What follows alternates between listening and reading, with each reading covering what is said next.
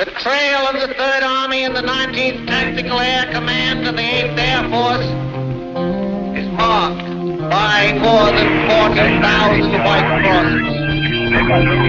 40,000 dead Americans.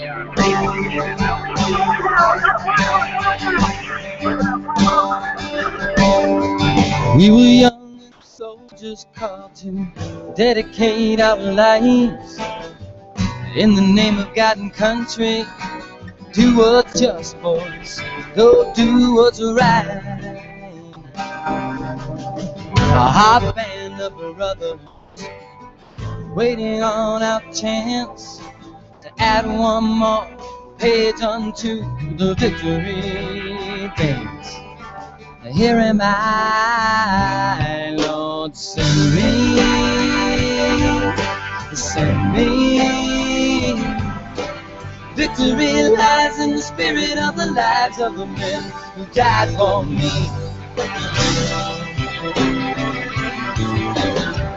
Then I heard the voice of the Lord saying, whom shall I send, and who will go for us?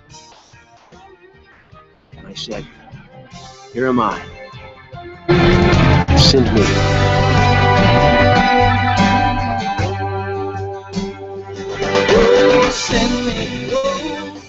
This is Michael Broderick, Marine Corps veteran, actor, and Gallant Few board member. You are listening to the New American Veteran on Vets on Media. Now here's Carl Monger. Good afternoon. Today is June 17, 2014. If this is the first time you've seen or listened to the show, welcome. The New American Veteran is dedicated to those who said, here am I, send me, and we honor our veterans, highlight those who have transitioned successfully, and identify resources that help veterans leverage their military experience into successful and rewarding lives after the military. Gallant Few's goal, and I say this every time the show starts, and I'll repeat it here again, Gallant Few's goal is to connect every new veteran with a hometown veteran mentor. The purpose is to help every veteran achieve a smooth, peaceful, and successful transition, thereby preventing veteran unemployment, homelessness, and suicide. We do this by creating and supporting a nationwide network of successfully transitioned veterans that engage locally with new veterans with the same military background now going through transition. We also seek to motivate communities all over the nation to take responsibility for veterans returning by welcoming them, by connecting them, and by including them. I always also say Gallant Few is everywhere because Gallant Few is where you are. Nick, you didn't get the notification that I am live and you're calling me. So sorry, Nick, got to ignore you today. Today is a little bit of a special show. I'm doing this at the very last minute and I'm doing it quick because I'm going to be traveling the rest of the week, so I won't be able to do the show. And I received an email that was so critical, the messaging of that email was so doggone important that I felt it was necessary for me to right now read a portion of this email to you online here. I'm removing the information that identifies who the individual is, and as I go through that, I didn't get a chance because this message just came in yesterday, and it's fairly lengthy. I've edited out a lot of it, but there's a portion of it, as I go through there, I may pause a couple of times because I want to make sure that I don't give away too much identifying information about this soldier, because it's a very personal email and it has a very, very personal message. But I think it's important that you know what it is. Before I get to reading it, though, I want to remind you that nomadic veterans are out there, and the nomadic veterans and their epic journey that they're on right now is what motivated this Ranger veteran to reach out to me and send me this email, because he saw them. Their whole purpose in being out there is not to raise money. I mean, that's a nice benefit on the side if we can raise money to help expand the number of veterans that we can work with. The real value is in awareness, because there are so many veterans out there that, just like this veteran I'm going to read to you about, they think that something's wrong with them because of the thoughts, feelings, and emotions that they have inside, when the reality is that it is widespread among veterans that have gone through that similar situation, but nobody is talking about it. And that's why I'm talking about it, and that's why it is so important for you to get this message. So I'm just going to start right off here and read it, and bear with me, because I think you'll agree after it's done that it's an important message. I'm not too sure what my goal is here with this email. All I know is that after watching several of your videos, I can tell you really understand veteran issues and are passionate about helping out the veteran community. I felt compelled to share my experiences of serving in the 3rd Ranger Battalion, suffering a traumatic event, and my life after being diagnosed with PTSD. You'll have to forgive me for the length and quality, or lack thereof, of the writing, which is crap because it's excellently written. I have not really sat down and written about it before, and I hardly talk about it with others, but here it is. And he talks about how he enlisted and he forged bonds with his Ranger buddies, loved training hard, was excited about deployments. His first deployment was to Mosul in 2004. He talks a little bit about the units they worked with. I'm not going to go into that. They conducted kill and capture missions for high-value targets in the AMZ terrorist network. Hard work and a bit of luck landed him a role on one of the dismounted assault teams that was a mixture of Rangers and other special operators. He considered himself very fortunate to be part of the element that would dismount, sneak up to the objective, scale the walls, set charges, raid the target. The operation tempo was very high. They were leaving the wire almost every single night, sometimes more than once per night, going after these high-value targets. It was intense. Most missions went down smoothly, with the element of surprise and speedy execution being the keys to success. He talks about redeploying and entering a training cycle in again, a very fast-paced operational tempo, and then another deployment back overseas. And just to give you an idea, there is an extreme jealousy sometimes that goes into the relationship between standard ground force commanders and special operations forces, and they don't a lot of times get what the special operations forces are doing, nor do they understand the value that it brings to them. This particular base commander got pissed off that the task force, the Ranger task force, wasn't providing bodies for perimeter security. Now they're doing raids every night, 24/7 operations. They rotate every week, one platoon being day shift and one platoon being night shift. And they're doing multiple missions per night. The base commander got pissed that our task force wasn't providing bodies for perimeter security. So while we should have been resting and decompressing between combat operations, we had to juggle guard shifts. And this became something that was brutal in terms of adding to that operational tempo. Again, he found himself on assault teams, this time using Strykers instead of the open back Humvees. On the last day of his second deployment, his squad Stryker was ambushed beneath an overpass in Mosul. This is all the way back in 2005. Hand grenade came inside the Stryker through a small opening and landed right in front of him. There are a couple of other Rangers. I'm not going to go into their names right now because I don't have permission to do that, but there were a number of Rangers that were injured during this particular attack. He thought that his platoon leader had dropped his radio, reached down to grab it. By the time his head had turned to see what had landed on the floor, he realized he was about to grab a live hand grenade. Barely had time to withdraw his arm and turn his head. And he says, I vividly remember the explosion. I felt the air in my lungs get blasted out of my mouth. I felt the heat of the explosion on my bare skin, the intense concussion and large pressure hitting me from the side. It knocked me out. Then he talks about the fact that he was not severely mangled. I'm not going to go through all of this because he describes in detail the injuries that some of the other Rangers received, and he said they were pretty messed up. He saw a dark spot on his lower leg, realized that must be he thought it must be part of his camouflage uniform, but then realized it was getting a little larger, so he figured out that it was blood. Yelled for a medic, realized nobody else was on the vehicle except everybody that was injured, got out, hit the emergency hatch release, managed to get folks out eventually through the gunner hatch because the back hatch, I believe, was jammed. So anyway, they get everybody out there. Another Ranger cut his pant leg off, began dressing his lower leg and reassuring him that he was fine. So now they go through an additional attack where they're laying out in this open area and they're suppressing fire, and aircraft come in and eventually they secure the situation. He is evacuated. He's evacuated back to Mosul, where he goes through some immediate operation there. Then he gets transferred to Germany, where for a week and a half he rooms with a Marine that had been injured, and the other Rangers that were with him it took longer for some of them to get to Germany because of the nature of their injuries and the amount of time it took to stabilize them.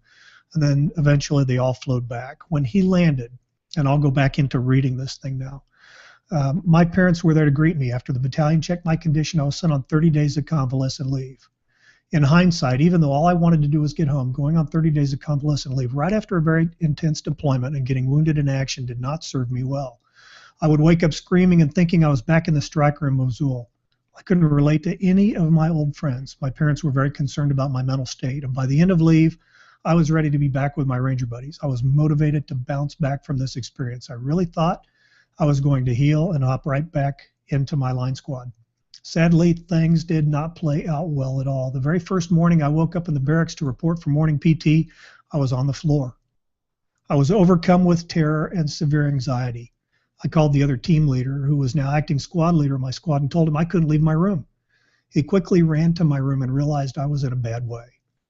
He went into the CP to talk to the platoon sergeant, and I knew I needed to see a psychiatrist, but protocol had me go see the battalion chaplain first. After that, I went to see the regimental psychiatrist.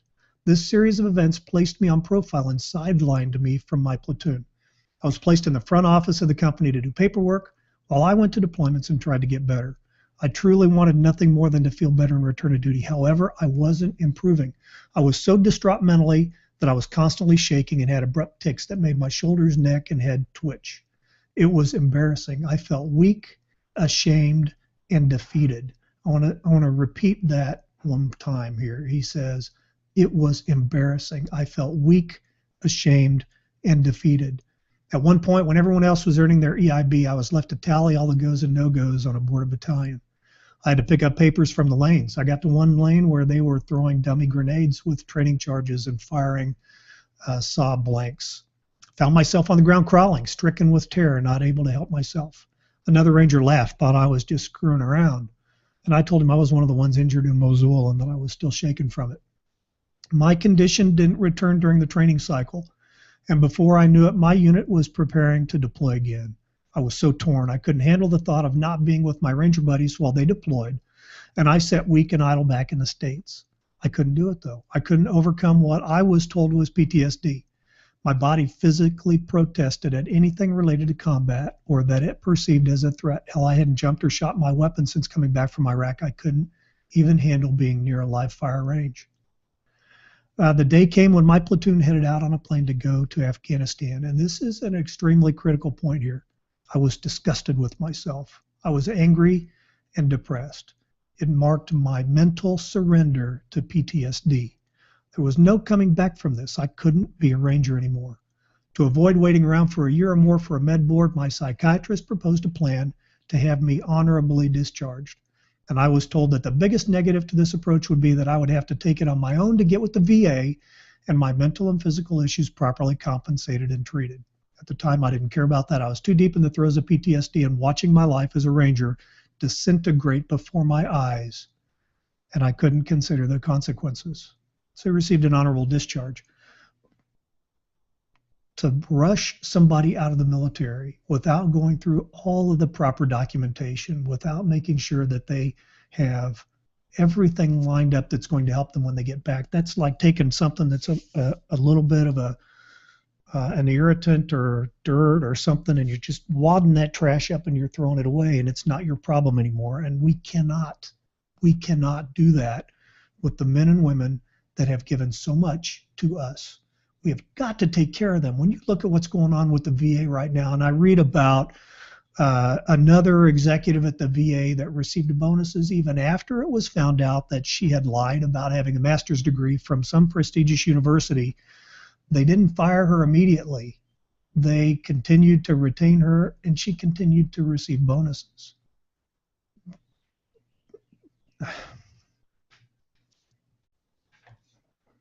I watched yesterday, there was an interview with Montel Williams on TV, and I want to be able to bring Montel Williams on this show at some point to talk about his movement. He's got hashtag Surge VA or hashtag VA Surge, where he is pushing for our administration to do a surge to help veterans, like we've done a surge to deploy troops to war. Let's do a surge to fix the problems in the VA, because it is doable. It is absolutely doable.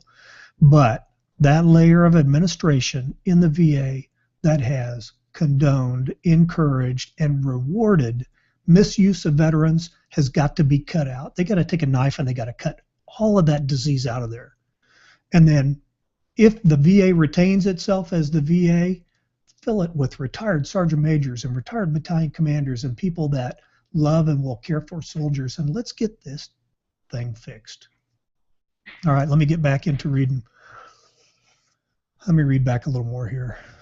He talks about, he was chaptered out with an honorable discharge under Chapter 5-17, which is other designated physical or mental conditions. It covers conditions that fail to rise to what the doctors call a disorder. So, my God, when you listen to all of this, I hope you're having the same reaction that I do, because we're minimizing, we're hiding things, because we don't talk about the fact that these soldiers are going to experience this. They think that something's wrong with them. They're embarrassed, they're ashamed, and then we treat them like they should be embarrassed and ashamed, and they should be exalted because of the sacrifice that they've given. It's not his fault that a grenade severely wounded a couple of his buddies and messed him up too. It is not his fault that that happened. Let's stop treating him like it's his fault. Okay, let me get back into here. Separated from the Army a couple of years ago, went back home on the East Coast for a couple of months, and he ended up getting married. Now, the actual shrapnel wound in my leg healed fairly well, although he still has some issues regarding to the actual wound to this day. The worst physical injury happened to be the ankle and foot on the same leg that went untreated. I'm not sure whether the force of the blast, the PL landing on me from the force of the blast, or a combination of both caused that damage. He hates bitching about it. I am going to read this word for word. I hate bitching about it because I am extremely lucky, especially considering the other two who were right next to me during the explosion, each losing a leg. I always found myself putting it off because of how I felt about that. Some kind of self-defeating thought process. Sounds dumb, I know. Also, the biggest concern for me was the post-traumatic stress, which had consumed much of my life. The VA placed me on medication, and I began drinking heavily to avoid my own mind. After he got married and they moved to Texas, where he continued, quote, heavy drinking and taking meds. I went from my Ranger weight of 180 pounds to 252 pounds. Didn't realize it at the time, but the medication I was on was notorious for weight gain. I found that being overweight severely worsened my mood. My physical activity was very low for the 5 years I was in Texas. I struggled daily with PTSD. I started going to the VA hospital again, but I became very frustrated with denial of benefits, the system, and not having good therapy experiences. I finally threw in the towel and gave up on the VA, but still continued on the meds.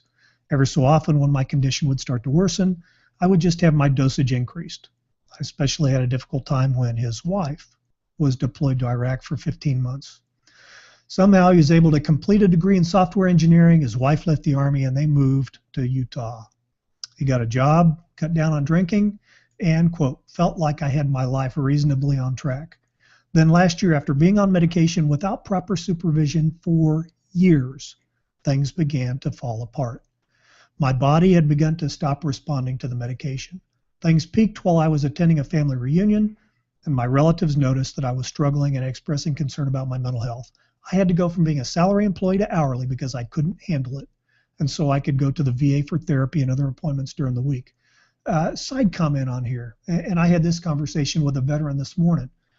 When there are, in the Dallas-Fort Worth area, there are 3 VA locations. There's one in downtown Dallas, there's one in downtown Fort Worth, and there's one in Denton.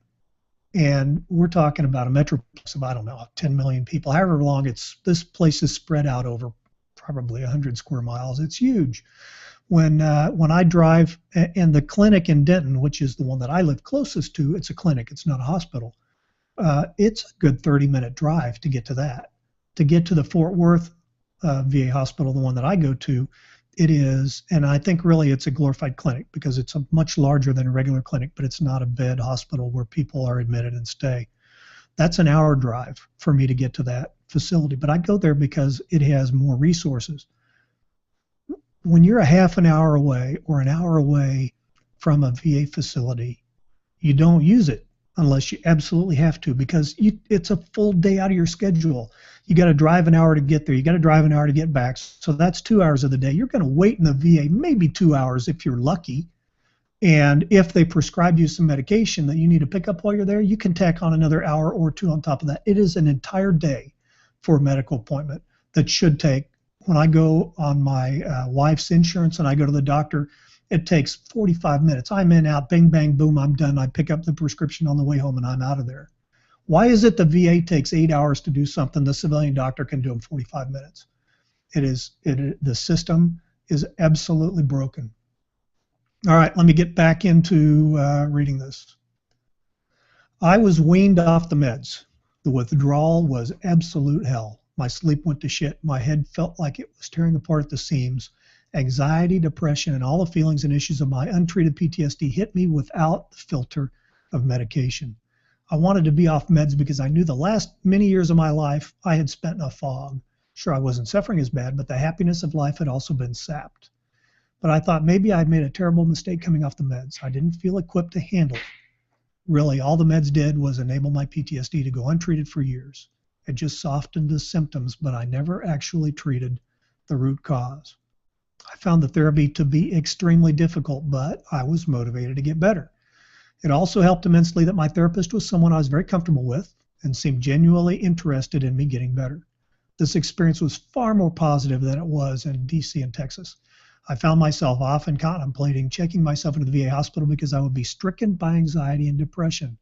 Out of concern that I was a suicide risk, I surrendered my firearms because I felt I could not be trusted.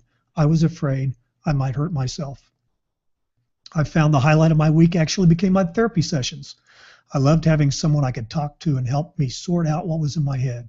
Though the PTSD team at that VA, I was introduced to a veteran outreach program that's an adaptive sports organization, and that acquainted him with some other veterans.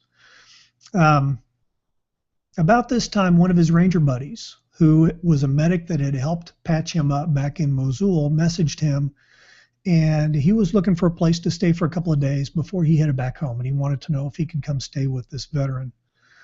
I was worried that I was going to be a massive disappointment to him. I realized that I had distanced and isolated myself from almost everyone I had served with. His visit and the timing of his visit could not have come at a better time. He ended up staying in the Utah area for a few months. Spending time with him helped me immensely. He couldn't believe how negatively I spoke about myself and how I had handled being wounded in action. I had built up in my head these massive feelings of guilt, shame, and viewing myself as a giant quitter. I still deal with those demons, but he helped me at least make them tolerable. I found myself reaching out to more Ranger buddies and discovering that many of them were just happy to hear that I was doing all right. I had all these thoughts about how they must have viewed me as a dirtbag. I learned in therapy this was, quote, mind reading, quote. I even chatted with my old platoon sergeant a bit, who after having his leg amputated, went back on active duty. He was just happy to hear I was doing well. Mind reading. It goes beyond, trying to mind read somebody else that, man, they think I'm weak. They think I'm a quitter. They think I'm a disappointment, when they don't think that at all. When they know the sacrifices that you've been through, they see the struggles you're going through, and they don't know how to reach out and tell you that they love you, that they support you. This whole barrier communication thing has got to be broken down. And that is the number one thing about Gallant Few, is being able to connect a veteran with another veteran. The number one thing about the Spartan Pledge, the anti-suicide message, is connecting one veteran with another veteran. Because when you're communicating, when you're sharing information, when you're not isolated, you have a much greater chance of staying alive. When you isolate and you let that mind reading thing start working, and you let your mind start telling you, a Ranger's mind, a soldier's mind is a very, very powerful thing. It gets you through long, tiring, excruciating road marches. It gets you to jump out of planes. It gets you to do all kinds of things, dangerous things. That same power of your mind can work against you and convince you that you are a loser, that you're a disappointment, that you're a failure. And it's not true. And we've got to get away from doing that. All right, let me jump back in here. I still struggle, and I'm going to therapy every week. Wait a minute. Backing up. Shortly after this, after he had reconnected with his platoon sergeant, he began to notice, quote, other Rangers and veterans like you, Leo Jenkins, Marty Skovland, those are the nomadic veterans, and Jack Murphy of SOFREP, doing some pretty great things and bringing attention to the mental health of veterans and other struggles. I finally realized I am not alone, that there is hope. You said something, talking to me, to the effect of how many veterans find themselves thinking that their situation is not normal and that they are broken. It's common. It's absolutely common. I still struggle, and I'm going to therapy every week. I wake up almost every morning feeling anxious with a knot in my stomach. I have difficulty sleeping. I still get so depressed that I sometimes want to check myself into the hospital. I continue to fight, go to work, do my therapy homework, force myself to get outside and be active and take care of daily, weekly tasks and responsibilities. I've completed the VA's cognitive processing therapy, and I'm currently undergoing prolonged exposure. And even though I'm suffering, I do think that I will get better.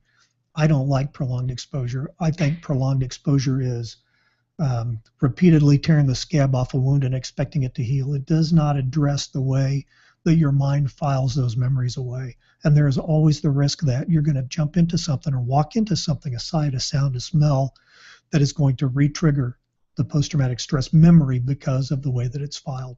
Well, I'm going to do a show in the next couple of weeks with Dr. Carrie Elk, and we're going to talk about why this immersion therapy, the prolonged exposure, is not the best type of therapy that we can be doing for these veterans. And we need to start demanding that our veterans get the appropriate care that helps them rewire the memories, that helps them not be triggered by something because they're receiving the wrong kind of care. That should be part of the movement that Boone Cutler is spearheading, the warfighter rights movement. I'm going to have Boone to talk more about that. And I am so far behind now. I'm about a week and a half behind on blog postings with this show, but I owe you guys links and information so that you can find out more about that.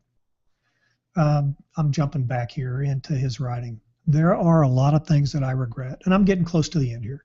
There are a lot of things I regret. There are a lot of things I would do differently, but honestly, all things considered, I have a lot going for me. I still have my job, my marriage is intact, I have a house, and 2 awesome dogs. I'm not out of the woods yet, but I've been thinking, at least on my good days, that it would be nice to somehow, someday use my experience and skills to help other veterans. I don't know when I would be in a position to do that, but I think it would be a positive goal to work towards. Well, I'll tell you what, buddy, Ranger buddy, because you gave me permission to share this message, somebody out there is hearing this. Somebody out there who is thinking that they are a disappointment, a failure, that they're an embarrassment to their former community. They're going to listen to this, and they're going to realize that it's not them, that they are not those things, and they need to reach out to the community and be reconnected, because I have seen it time and time again. When you leave a unit and that unit goes back to war, you feel like you've abandoned your brothers and your sisters. You feel like you have left them in danger because you're not there to help them out. You feel like you're a coward, that you've bugged out on them. And none of that stuff is true.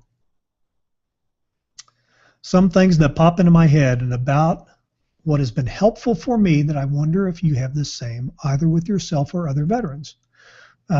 Keeping in touch with your Rangers/battle buddies. I spent years needlessly suffering because of misplaced feelings of guilt and shame. Looking back on it now, I am shocked that I behaved in such a way for no good reason. I could have saved myself a lot of pain. Heck, I might have been able to help the pain of others. Do you think a lot of veterans tend to isolate themselves after getting out? Yes, they do.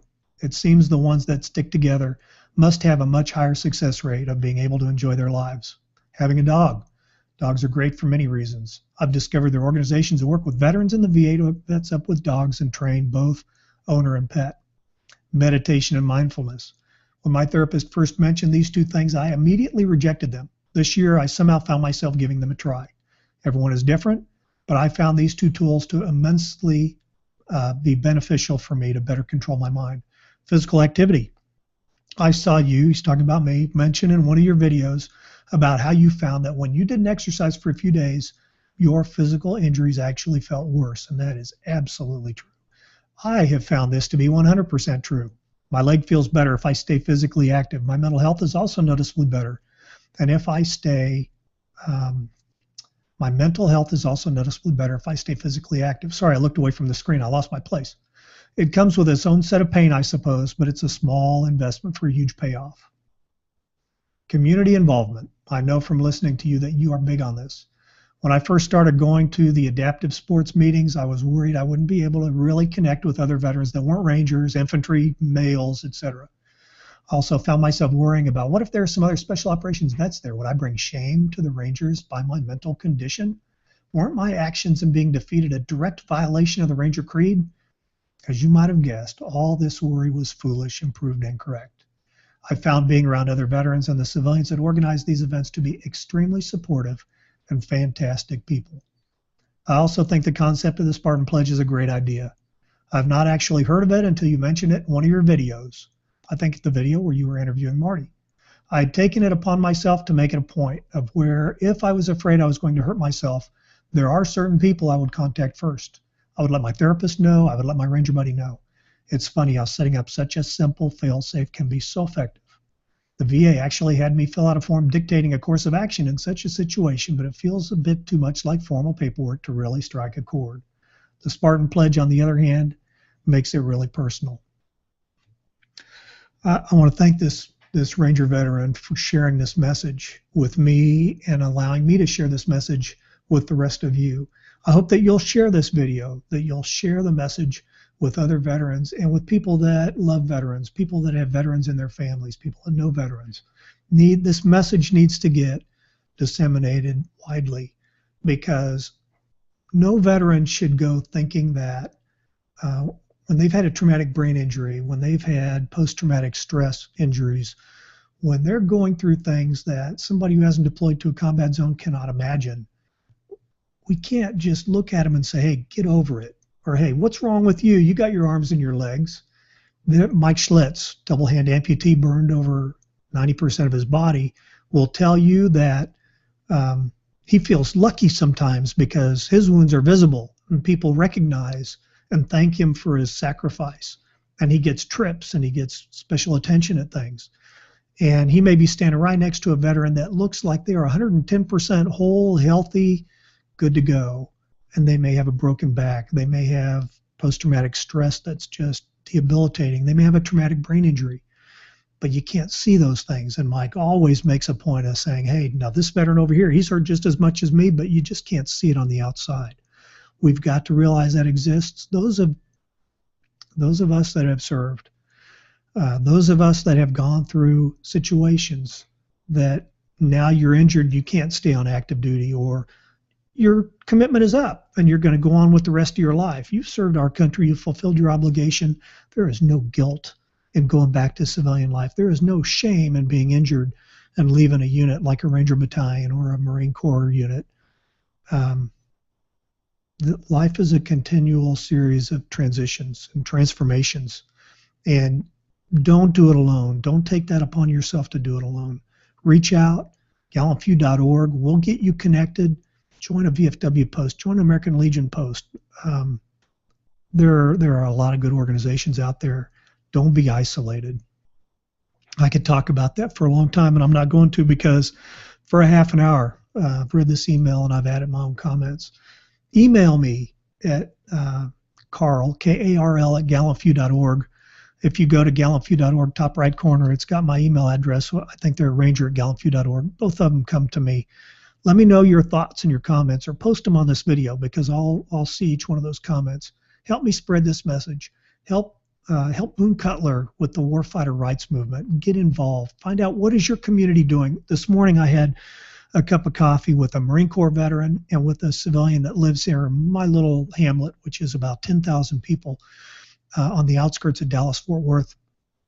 And this gal, all by herself, 3 years ago, decided she wanted to start putting flags up for the 4th of July. And now this entire community lines the streets with flags.